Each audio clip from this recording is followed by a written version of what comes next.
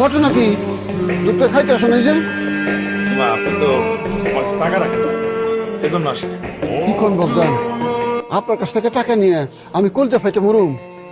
এইভাবে মামা আমার পক্ষে আর ফ্রি খাওয়া সম্ভব না। ঢং সারা জীবন খাইছে ফ্রিতে, আর আজকে ঢং করতাছস। আয় কি খাবি খায়া আমি দিতাছি। আসি মামা, ভালো থাকেন। আসসালামু আলাইকুম। কি গো পূর্ণিমা, সাপের মতো ফোসফোস করতেছ যে? দেখছো মামা, আমার লাগে কেমন একটা ব্যবহার করে গেল। মনে হয় জীবন আমার কোনোদিন দেখেই নাই। ঢং একটা। তুমি তো এই দেইছা। ক্ষুধা লাগছে। এই যে, নে। এটা কি মিশাস? ইন্দুর মারার বিষ পরিমাণে বেশি খেলে মানুষ মরে। ও, পরিমাণ ঠিক আছে, মনে হয়। কিন্তু বিষ দিয়া ভাত খাওয়াটা কি জরুরি? আমি তো তোর জন্য গরু মাংস রান্না করছিলাম। থাক না, বিষ দিয়ে অল্প কটা ভাত খেয়ে মরে যাই। দেখ, তুই যেটা ভালো মনে করস, তোর কাছে যেটা মজা লাগে, কিন্তু বিষ খেয়ে মরে যাওয়ার কারণটা যদি বলে যেতি। না, ওই যে আমি তো পূর্ণিমার বিয়ে করতে চাই, যেহেতু তুমি এই বিষয়ে কিছু করবা না, তার সাথে বিষ খেয়ে মরে যাওয়া উত্তম। ও আহারে, মরে যাবি গা। আমি তো আরো ভাবছিলাম তোকে বিয়ে শাদী নিয়ে কথা আগামো। দাও গরু মাংস দাও। বিষ থাক আমার কাছে, কথা বলতে কিন্তু ভুলো না। নে। বুঝি তো, ঘরে একটা বউ থাকলে ভালো। জীবন কত অদ্ভুত, তাই না বেগম? আমরা দুইজন কত কাছে, তারপরও কত দূরে। হারামজাদা বেটা, ওই দিন যদি তুই গোবরে পাও না দিতি, পাও দিছস, গোবর যদি ধুয়ে আইতি, তাহলে তো আজকে আমরা এত দূরে থাকতাম না। আমগো সুন্দর একটা সংসার থাকতো। আমার সাদ তোর ভাগ্নির লিগে বিষ খাইতে চাইতো না, আমার পোলাই তোর মামা ডাকতো না, তোর ভাগ্নির সাদ বিয়া করতে চাইতো না। তুমি জেনে খুশি হবা বেগম, সেই দিনের পর থেকে আমার পাও একদিনও গবরে পড়ে নাই। গরু দেখলে আমি আধা কিলোমিটার ঘুরে গেছি, যদি গরু হেগে দেয়। এতে শ্যাম, তুমিও যাই না খুশি হবা। সেই দিনের পর থেকে আমি আর কোনো দিন ডাব খাই নাই। ডাব খাইতে সমস্যা কি? যেই ডাব দিয়া আমি তোমার পাইছিলাম, আমাকে প্রেমের শুরু, সে তুমিই তো নাই আমার জীবনে। আমি ডাব খাই আর কি করব? ঠিক কইছো বেগম, আমার মনে হইতেছে দুনিয়ার সব ডাব গাছ আমি কেটে ফেলাই। আমার লাগে তুমি ডাব খাও না বেগম। আসলে শুনো, সাদ আর পূর্ণিমার বিবাহ হবে, কবে কখন কোথায় হবে সেই আয়োজন করো। যদি পূর্ণিমার রাত হয় তাহলে ভালো হয়। বেগম, তোমার ইচ্ছা মতো সবকিছুই, তুমি যেমনি যা কইবা আমি তেমনি তাই করুম। আমি জানি প্রেমিকা হারানোর কষ্ট কি, আমি জানি প্রেমিকা হারানোর বেদনা কি। আমি চাই না যে আগুনে আমি পুরা ছাই হইছি, সে আগুনে আমার মতো চান্দ সারা জীবন প্রেমের আগুনে জ্বলা মরুন। তোমার পোলা তো আমারই পোলা। হারামজাদা বেটা কয় কি? আমার বাগনি জামাই।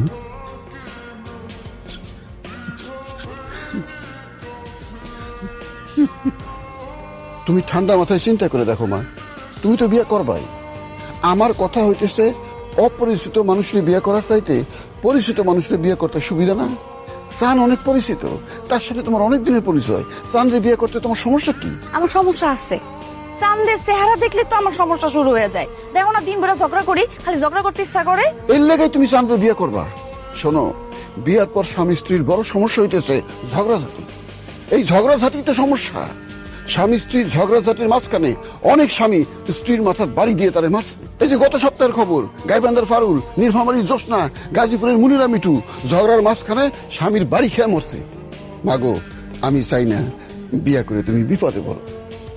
চিন্তা করে দেখো, আমার মতে চাঁদরে বিয়ে করা নিরাপদ, কারণ তুমি চাঁদের লগে নিরাপদে ঝগড়া করতে পারবা। চিন্তা করো, আমি আসি।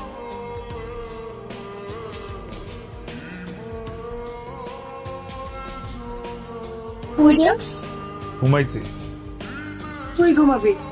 নিস মাটিতে। তুই তো আমার দেখতে পারস না, তুই পাশে ঘুমাইতে গেলে যদি অপমান করস, তাই নিজ দায়িত্বে নিজের সম্মান বাঁচাইতেছি। কি নাটক বাজ রে। শোন, তোরা দেখতে পারি না বলি তোরা বিয়ে করছি, যাতে সারা জীবন আমি আরাম করে ঝগড়া করতে পারি, বুঝছস? নাই এনে বস, আমি নতুন করে ঘুমটা দিমু, আর ঘুমটাটা খুলবি, খুলা বলবি মাশাআল্লাহ চাঁদের মতো বউ, বুঝছস? বয়। মাশাআল্লাহ সাদের মতো বউ। কত হইলে সার বা কও? ভাই 1,10,000 হইলে পরে ছাড়ে দিই। আরে পাগল নাকি, অর্ধেক দাম পাবা নাকি? এই বোঝা এই ভাই কি, আরে একদিন বাকি আছে ঈদের, আরে আইছেন তো মাত্র হাটে, বাজার যে পড়ে গেছে খবর আছে, সস্তায় সব। আজকে রাত পার হইলে পরে তো গরু বিক্রি হইব না, ফেরত না লাগবো, ফেরত নেওয়ার খরচ আছে পকেটে, ভাই। বুঝো নাই? দিয়ে দে একটু বাড়াই দেন ভাই। 50, 60, 60 দিয়ে দে, 60 দিয়ে দে, 60 দিয়ে দে। 50 কইছিলাম, 60 দিতেছি, দিয়ে নাও। স্যার ধরো, স্যাপ দিয়ে গুইনা নাও, বুঝো ভাই? এটা কিন্তু একদম তাজা গরু, 150। কি কন ভাই, পাগল নাকি? ওরা 80 না 31 দিন ভাই। ওই ওই। আচ্ছা দেন, ওই লয়ে যা, এই হাতে কেটে দে। আর একটা বড় সুন্দর ট্রাক দেখা যেন নিয়ে যেন উঠে দিও ভাই। আপনি যান, সমস্যা নেই। ভাই ভাই ভাই ভাই ভাই ভাই আমি আসলে দালাল না ভাই, গরুর দালাল না। এই যে গরুটা দেখতেছেন না ভাই, আমি আমার বউ এই গরুটার সন্তানের মতো বড় করছি ভাই। আমার বউ অনেক অসুস্থ ভাই, তার জন্য ভাই বিক্রি করবার নিয়ে আইছি ভাই। আপনি যা করলেন ভাই, আল্লাহ আপনার ভালো করুক ভাই, দোয়া করি আপনি ভালো থাকেন ভাই। আমরা তুমি ঠিক করো নাই বাবজান। তাহলে তুমি এখন কি করবা? অসুস্থ শরীরে তোমার রান্না করার কি দরকার? তুমি যাও, আমি করতেছি। এটা তুমি কি কথা কইলা? আমার শরীরে যতই অসুখ থাকুক, আজকে ঈদের দিন, তোমার মুখে আমার মাইয়াটার মুখে আমি যদি একটু সেমাই না দিই তাহলে হয়? মানুষের জীবনটা বড়, ঈদ তো আর শেষ না, আজ যাবে আবার ঈদ আসবে, মানুষ বাঁচে দেখলে অনেক ঈদ পাওয়া যাবে। তুমি যাও, রেস্ট নাও, আমি রান্না করতেছি। আমি তো কই তুমি একটু রেস্ট নাও, তুমি তো অনেক দূর থেকে আইছো, যাও তুমি বিশ্রাম নাও। আমারও মনটা ভালো না, টগরের বেঁচে দিয়ে এসে মনটা খুব উঠতেছে। আব্বা টগর টগর না মা, টগরে তুমি হাটে বেঁচে দিয়ে আসলাম।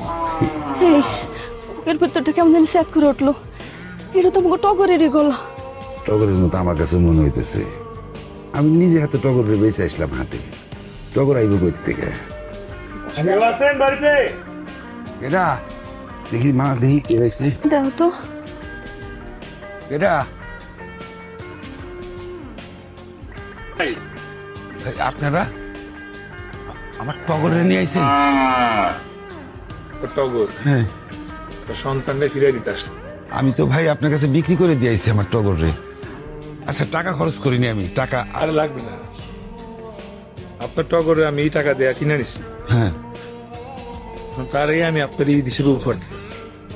হিরে বালিশের নিচে যে টাকা আছে নিয়ে আসো, যাও। টাকা লাগবে না তোর। কি কি কইতাছেন? একটা বার খেলে আমার ঈদ মোবারক বলে জ্বরে যায়। পাঠিয়ে দিয়েছি। পারবেন? কি কি